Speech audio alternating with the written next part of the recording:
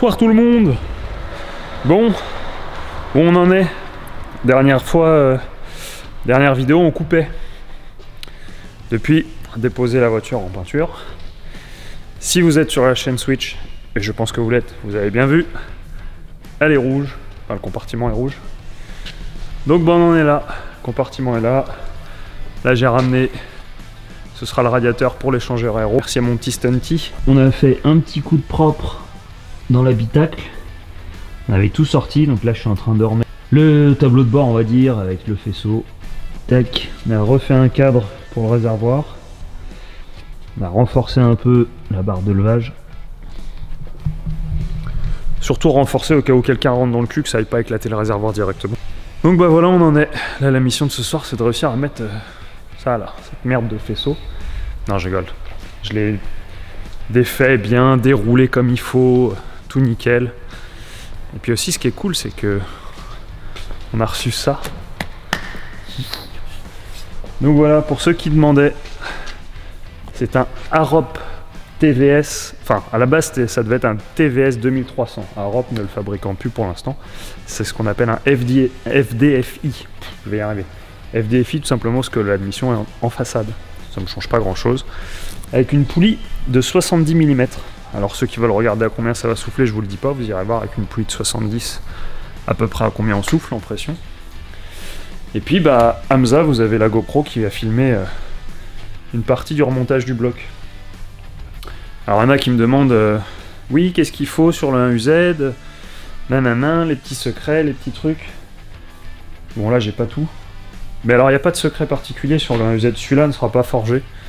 Ce sera ce que j'ai dit dans la vidéo précédente, donc à savoir moteur refait au propre, à neuf, vilebrequin retaillé, équilibré, retraité, les coussinets sur mesure renforcés neufs, on met des gros arbres, le compresseur, et puis voilà, ça ira.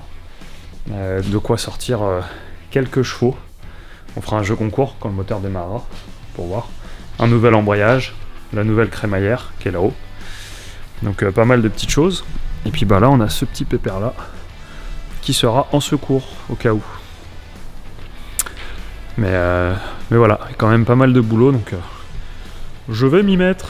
Parce que c'est pas que c'est long à tout remettre, mais c'est un peu long. Surtout si je veux pas le faire trop dégueulassement. C'est pareil, je vais refaire le conduit d'arrivée d'essence, le faire autrement. On va le faire arriver dans l'aile pour qu'on ait pu ouvrir le coffre à chaque fois. Enfin voilà, il y a encore pas mal de petits travail, il y a pas mal de boulot. Même pas de petit travail, il y a pas mal de boulot tout court en fait. Bon alors il y a un jeu qui est très drôle à faire quand vous remontez tout. C'est où vous avez tout démonté, vous avez mis toutes vos vis de côté, ou comme moi vous êtes plus joueur et vous avez tout mis dans la même boîte. Donc du coup déjà il faut retrouver quelle vis va où. Ça c'est déjà un super jeu. Donc là ça va, pour l'instant, pas trop de difficultés. Mais c'est quand même sport. Bon. Là-dedans, c'est plus ou moins revenu à sa place. Bon, après, il faut que je finisse de passer les câbles comme il faut, que je les raccroche, parce que là, j'ai tout décroché, et que je fasse le tri. Bon, il y a un petit truc que j'avais fait en me disant, peut-être je vais avoir une solution miracle, mais non. C'est du coup que j'avais bouché la cloison. Ne me demandez pas pourquoi. Je le savais quand je l'ai fait, mais je me suis dit, bon, peut-être que le faisceau, on pourra le faire passer par magie, par là. Mais a fortiori, non. A fortiori, ça ne passe pas. Donc je suis en train de réfléchir à comment je vais le repasser par ce côté-là. Parce que bon, le moteur est quand même devant, tu vois, il est pas dans tes genoux, quoi. Donc, je vais trouver. On est le après-demain de hier, de avant. Bref. On n'a pas tellement avancé, enfin, ça se voit pas tellement ce qu'on a fait, mais bah, le faisceau est repassé complet, donc il attend plus que le moteur on va dire. Là il a retrouvé sa place complète, bon, il reste 2-3 réglants à mettre pour que ce soit pas en bordel. Qu'est-ce qu'il y a eu d'autre? Pareil, le faisceau à l'arrière il est revenu, lui il est retourné à sa place, le gros pépère là. Et après, on a profité pour faire un coup de nettoyage. Donc, la Q-Sump nettoyée, on va peut-être le mettre ailleurs que dans le coffre, on va voir. Et puis après nettoyer des bricoles. Bon là c'est ici en bordel, mais tous les raccords dash, les circuits d'huile, les circuits d'essence qui ont été démontés. Donc tout est nettoyé avant d'être remis comme il faut. Puis je suis un peu bloqué, il me manque mon pédal box va pas. Bah donc j'attends le nouveau, je vous montrerai pourquoi quand j'aurai le nouveau. Et j'attends le radiateur d'eau de l'échangeur. Donc ça devrait pas tarder à arriver. Donc du coup en attendant, je m'amuse à un truc que je déteste faire. C'est pas de la carrosserie mais presque. Dépoiler les portes. Donc faut récupérer forcément les charnières, la poignée, la poignée et le mécanisme pour mettre là-dessus. Il faut que je recoupe parce que là par exemple ça passe pas. Donc on va couper tout ça. Hop, on va recouper. Tac tac tac. Puis ça fait encore du poids.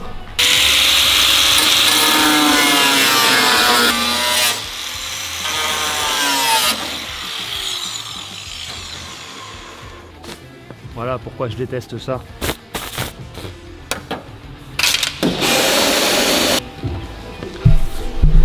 Je déteste ces trucs-là. T'es plein de poussière, c'est relou. Bon. Ça a l'air d'être à peu près dedans. Hein. Maintenant, il faut trouver comment qu'on fixe la poignée.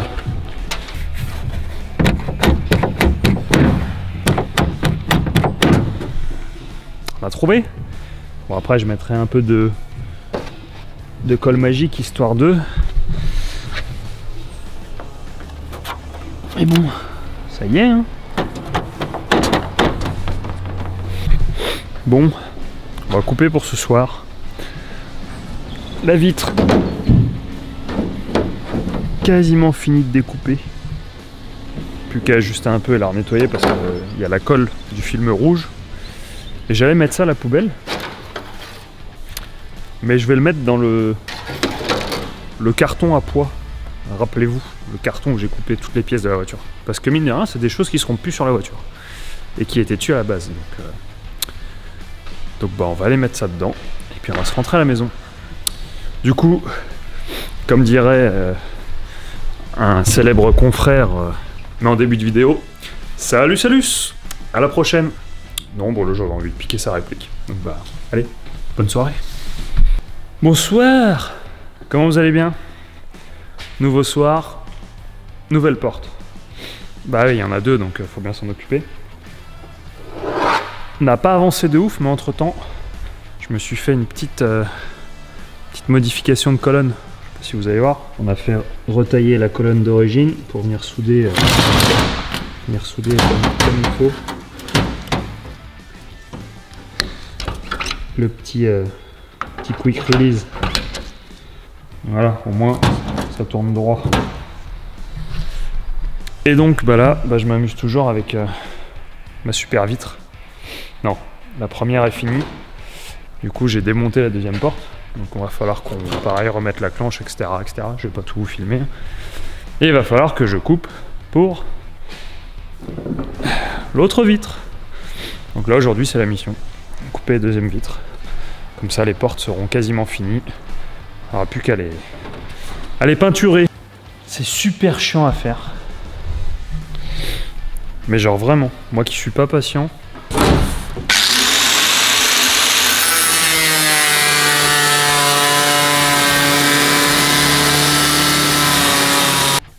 Là où c'est chiant, c'est quand il faut essayer de couper droit. La technique pour couper droit, pas encore au point. Hein. On va essayer de se servir du support du dessous pour que ça fasse une sorte de guide, pas spirituel, un vrai guide. Pas gagné.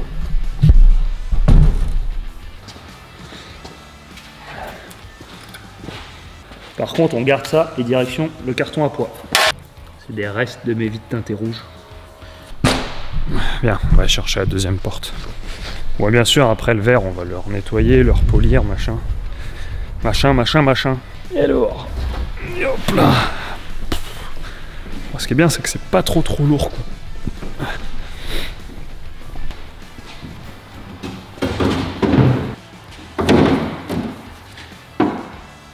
Bon, le gros avantage de m'être enculé la vie sur la première, c'est que pour le coup la deuxième je l'ai tracée par-dessus, et bah elle fit plutôt pas mal. Bon, après une fois qu'elle sera collée et tout, j'ébavurerai les petits morceaux qui gênent, genre celui-là là. Je vais pas le faire avant, comme ça je vais avoir tout bien aligné. Puis bah voilà. Bon, j'ai aussi essayé de le polir en mode babouche avec le touret qu'on a pour l'inox, mais le résultat est plutôt pas mal parce que ça vire toute la colle de mes vitres rouges. Donc c'est plutôt bien. Donc là, là, mettre un coup de propre et après on va s'attaquer à la clenche.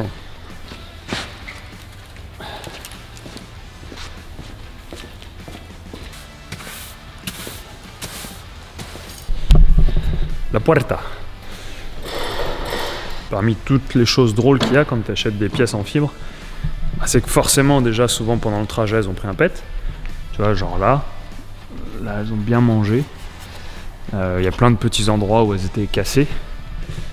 Je sais plus où c'est, je sais plus sur laquelle c'est, mais il manquait carrément un angle. Puis tu as plein de petits trucs à ajuster. Genre les trous de vis là, il est où? Là, celui-là, qui est pas débouchant. Pareil, un qui est recouvert de fibres.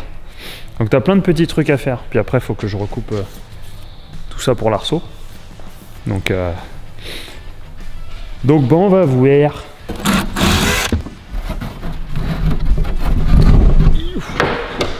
Par contre, j'avoue que même juste à manipuler, c'est abusé l'écart de poids entre les portes en tôle et les portes en fibre.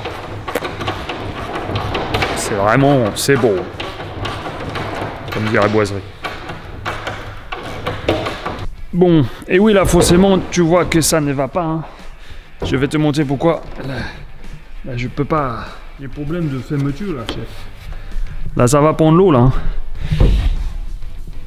Est-ce que tu vois le problème? Parce que je peux pas tout faire. Hein. Tu vois là que ça tape là. Bah, je m'en vais t'opérer tout ça et je reviens. Bon. Ah, voilà. Elle a des portes. Ça ferme plutôt pas mal. Hein. Franchement. Pas oufissime, mais je m'attendais à pire.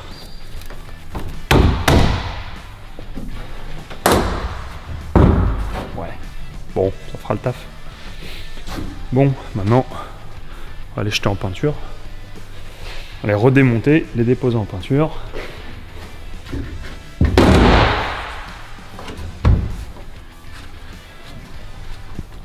Ouais, ça ira. Bon allez, la suite au prochain épisode. Je ne sais pas quand ce sera. Mais bon, on attend quelques pièces et puis après on verra ce que ça donne. Allez, salut!